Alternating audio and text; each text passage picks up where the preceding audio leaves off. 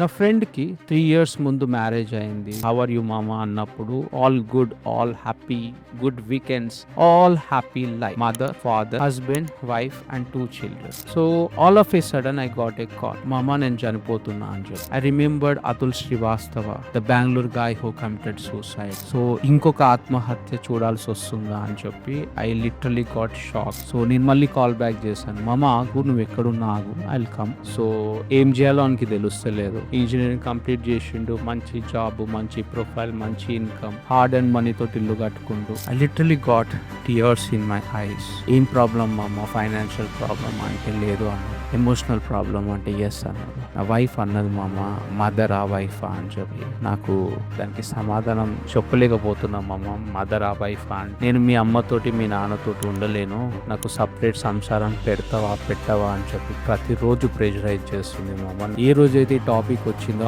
ఆ రోజు నుంచి నా ఇంట్లో ఒక పీస్ లేదు. ఆర్గ్యుమెంట్స్ అనేది చాలా రొటీన్ అయిపోయింది. The accused husband, in which how the women are misusing the law.